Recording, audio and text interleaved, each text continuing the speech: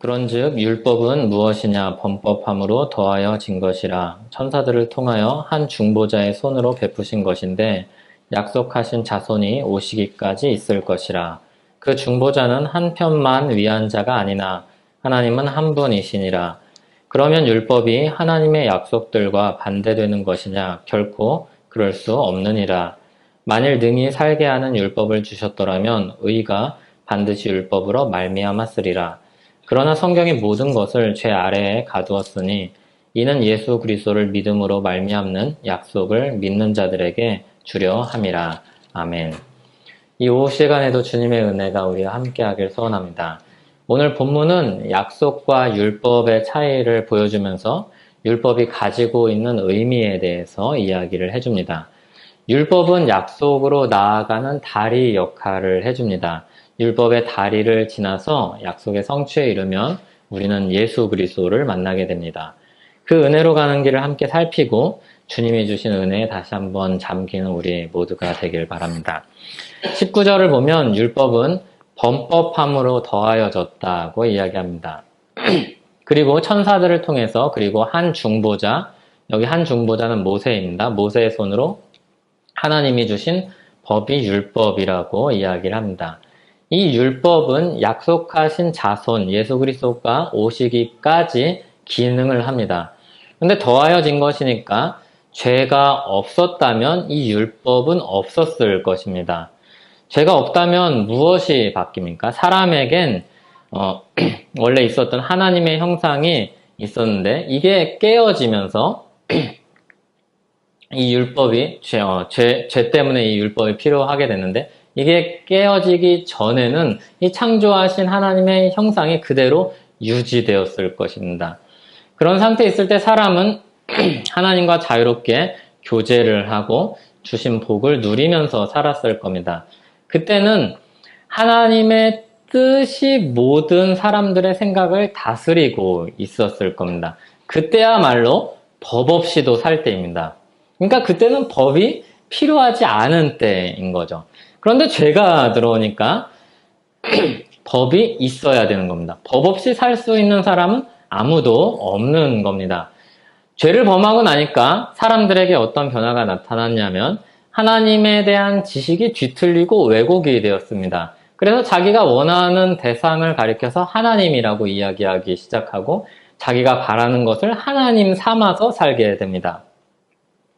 물론 그마저도 하나님이 하나님의 형상을 완전히 거두어가지 않으셔서 그런 경향성이 남아있는 거지 만약에 하나님의 형상을 다 가져가셨다면 그마저도 없었을 것입니다. 그래서 더듬더듬 하나님을 향한 갈망조차도 없는 상태, 완전한 절망으로 빠져들었을 것입니다.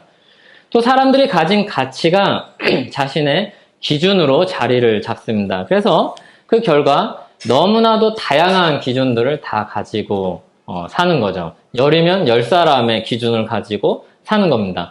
열이면 10사람의 기준을 가지고 사니까 서로 만날 때 어떻게 됩니까? 부딪힙니다. 그리고 부딪히고서 그냥 그래 넌 나랑 다르구나 이 정도로 넘어가면 좋은데 상처를 입힙니다. 너는 왜 그렇게 사냐? 이렇게 이야기를 하죠. 그리고 함께 사는 존재임에도 서로에게 고통을 주는 존재가 됩니다. 그렇게 사람은 기준을 잃어버렸고 무엇이 선이고 무엇이 악인지 알 수 없는 지경에 이르렀습니다. 그러면서 율법은 하나님과 사람 사이를 이어주는 역할을 합니다. 중보자가 주는 이 율법은 하나님과 사람 사이를 연결하는 역할을 하는데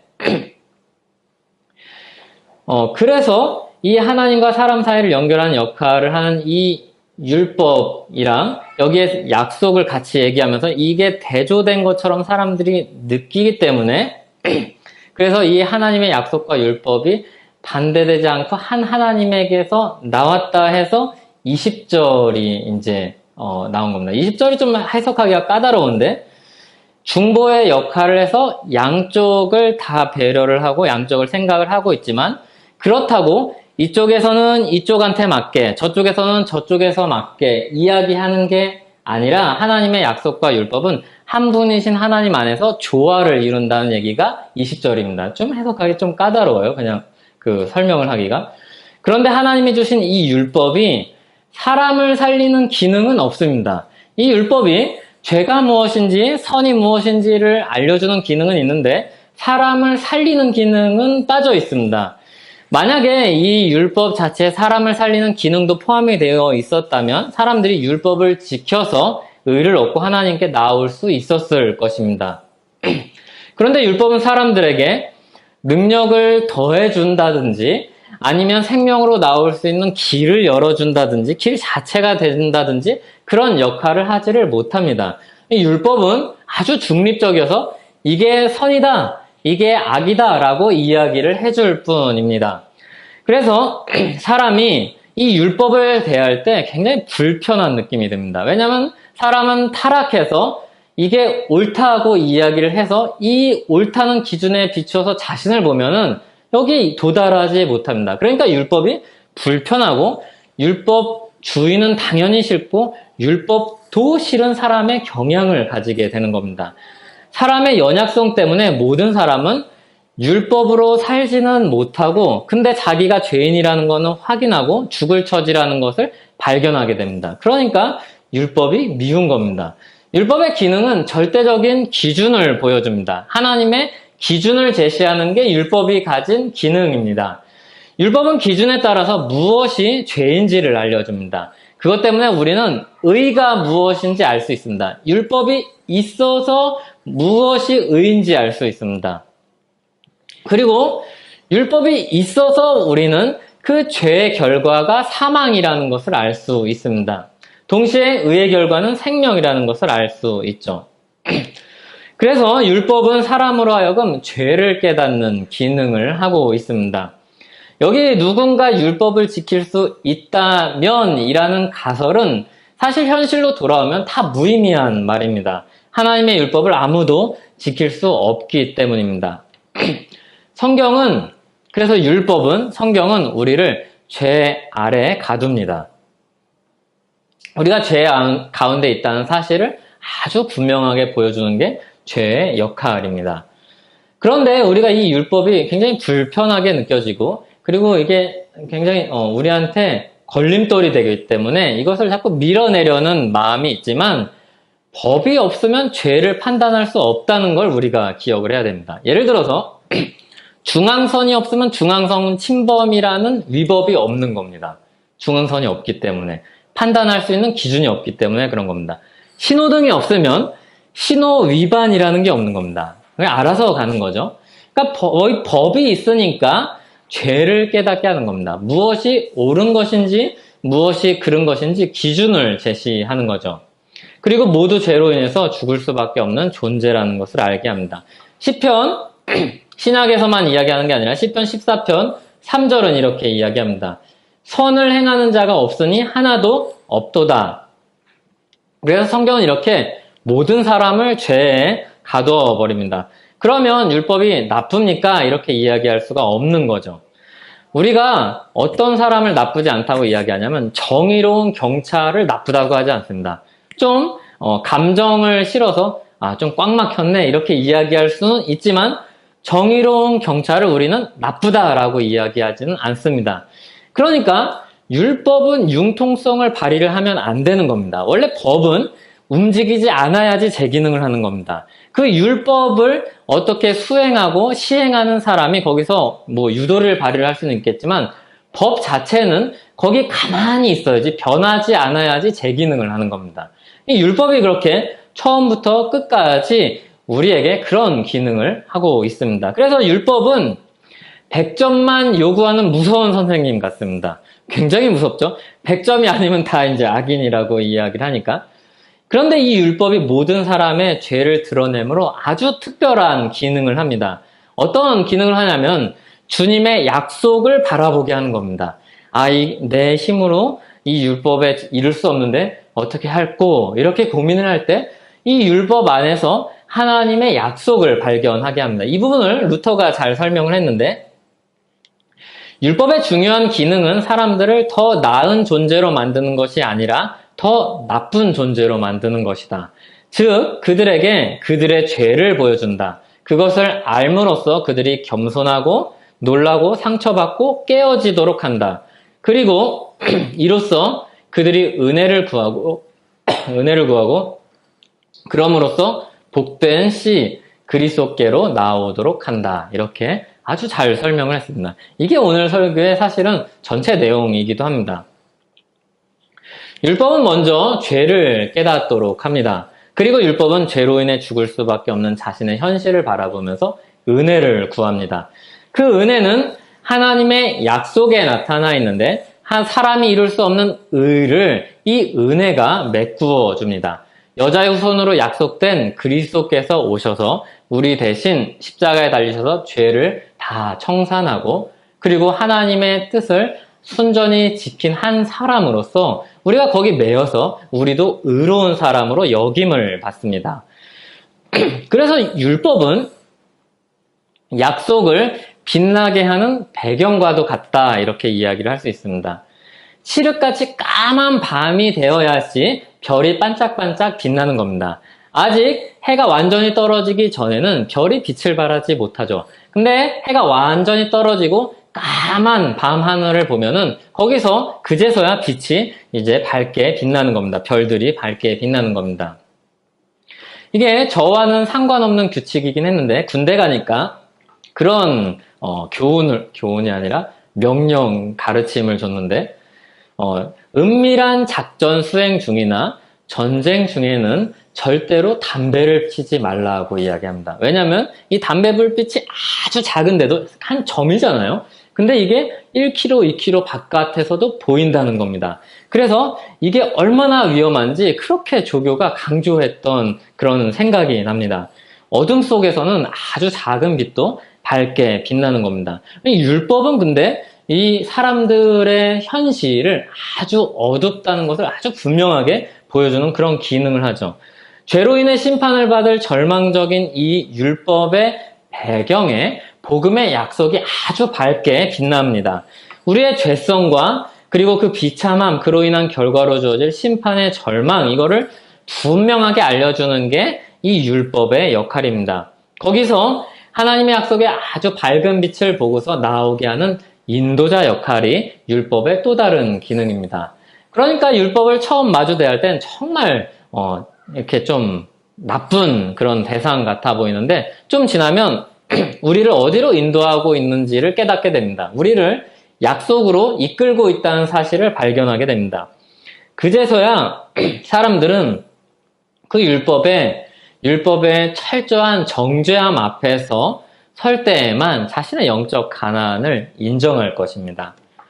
철저하게 이 율법이 우리를 정죄하고 깨트리고 괴롭힐 때에만 거기서 사람은 절망적인 자기 현실 때문에 하나님 앞에 애통할 것입니다. 그리고 이 절망적인 상황을 계속해서 지적하는 율법을 마주 대할 때에만 자신에게 어떤 의로움도 없다는 사실을 인정하면서 겸손해서 온유한 마음을 가지게 될 것입니다. 그래서 그 결과 자기에게는 이룰 수 없지만 그 자기가 간절히 바라는 주님의 이 의를 사모하여서 그 의를 간절히 바라면서 사모하면서 나아오게 만들 것입니다. 그래서 이 율법에서 그런 깨달음을 얻는 자들은 복이 있다고 예수님이 선언하시는 것이죠. 그러니까 율법은 우리를 괴롭게 하는 역할이 아니라 우리를 은혜로 인도하는 아주 좋은 인도자입니다. 그런 선생님들이 있죠.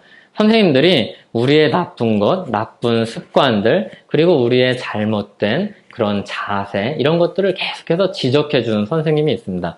그거는 우리를 괴롭히려고 하는 게 아니라 바른 자세로 바로 잡기 위해서, 그리고 우리에게 바른 지식을 전해주기 위해서 우리가 잘못 말하고 있는 것, 잘못 생각하고 있는 것, 잘못된 자세, 이런 것들을 잘못됐다고 지적하고 교정하고 바른 쪽으로 이끌어가는 겁니다. 율법이 하는 기능이 바로 이것입니다.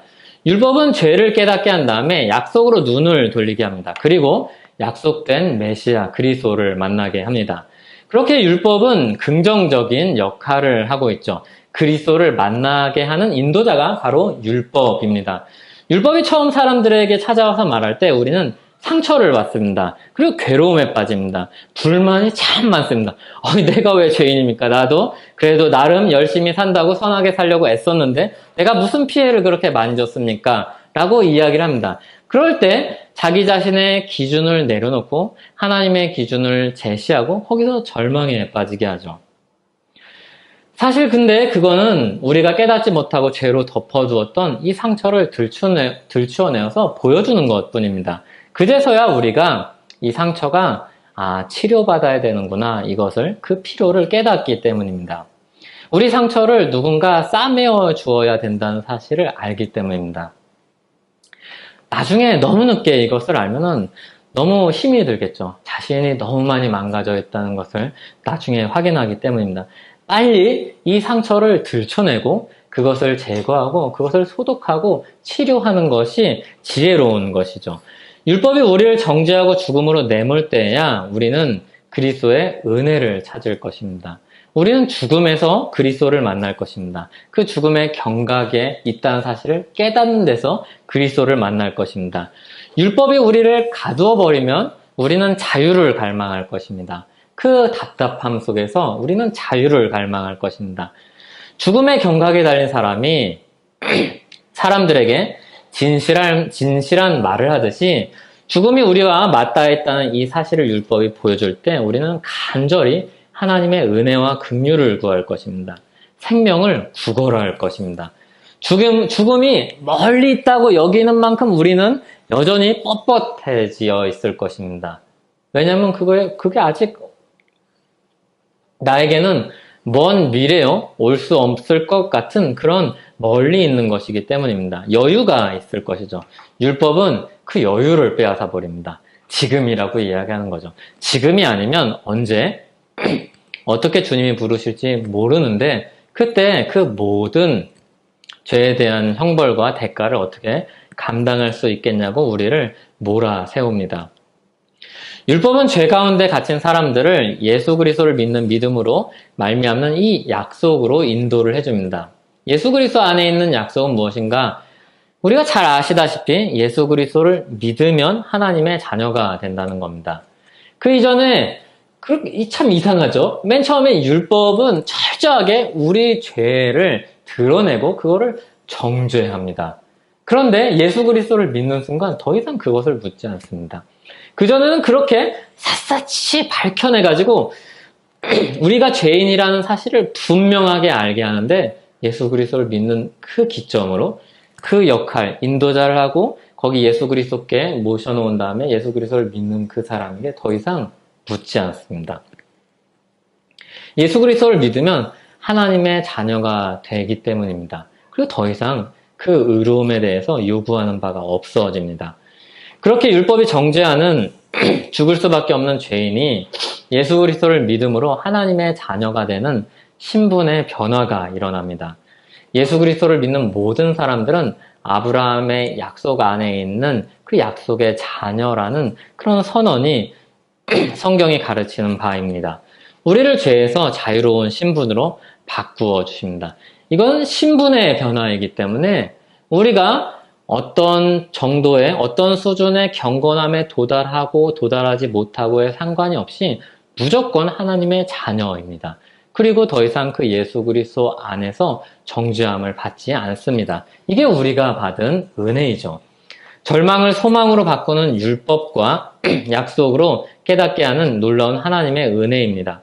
그러므로 이 은혜를 받았으니 갈라디아서 5장 1절은 우리에게 더 이상 종의 멍에를 매지 말라고 이야기합니다. 종의 멍에를 매지 않는 게 무엇입니까?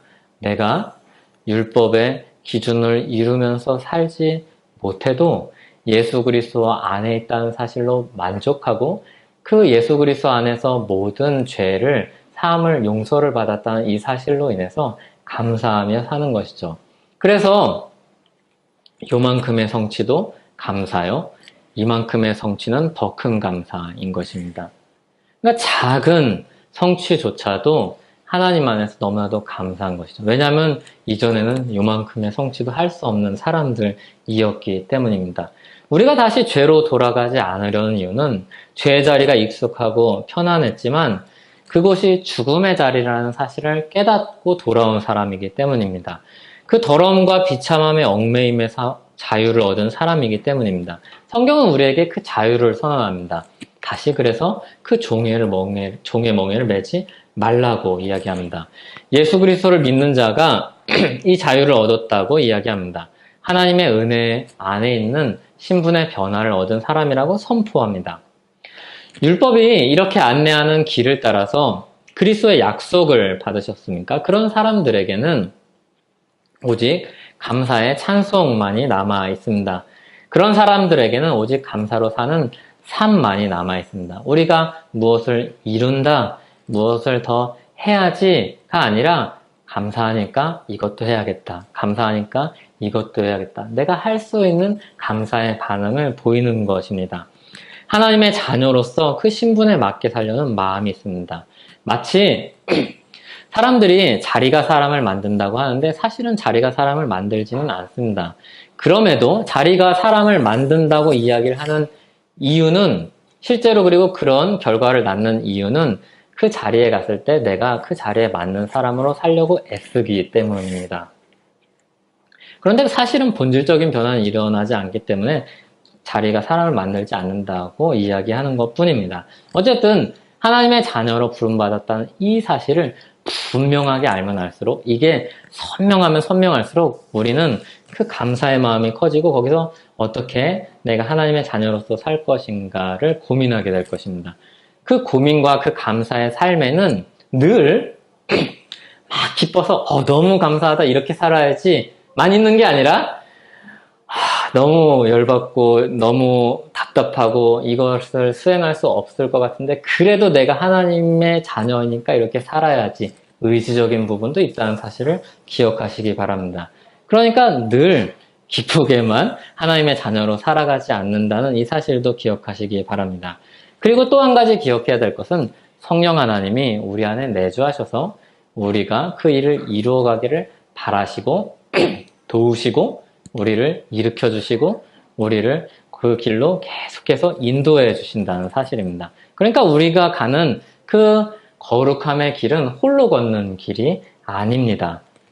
이 사실을 기억을 한다면 우리는 이 두 가지, 은혜로 부름받았다는 것, 하나님이 우리와 함께 하신다는 것, 이것을 기억한다면 우리는 넘어져도 또 일어나고 넘어져도 또 일어날 것입니다.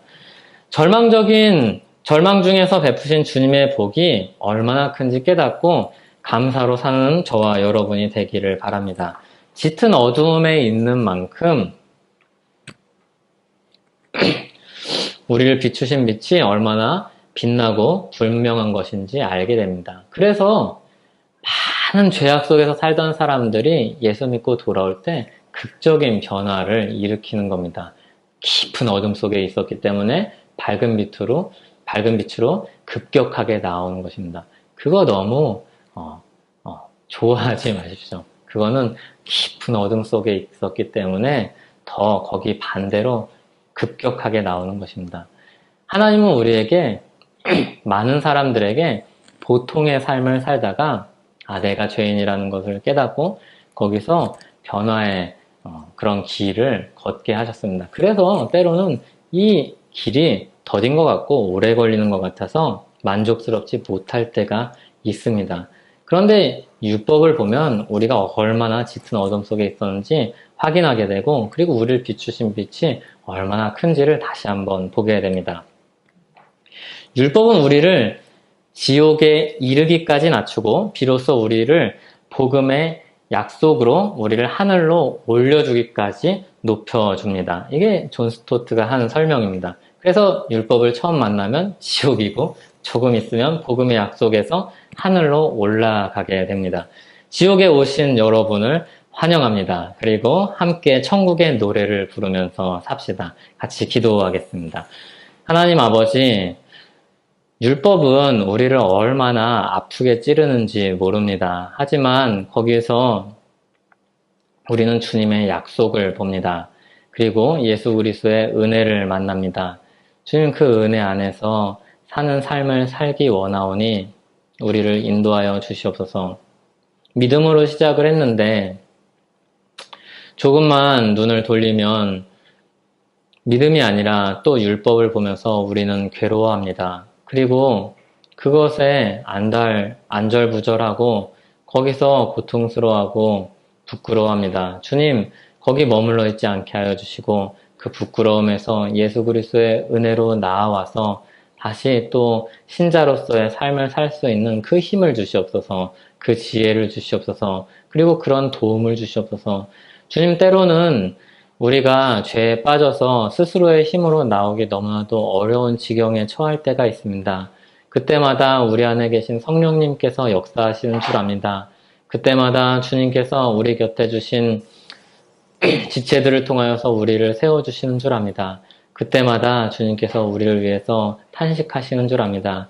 주님, 우리가 그 인도하심을 발견하게 하시고 그 안에서 기쁘게 살아갈 수 있는 그런 은혜 주시옵소서. 예수님의 이름으로 기도하옵나이다. 아멘.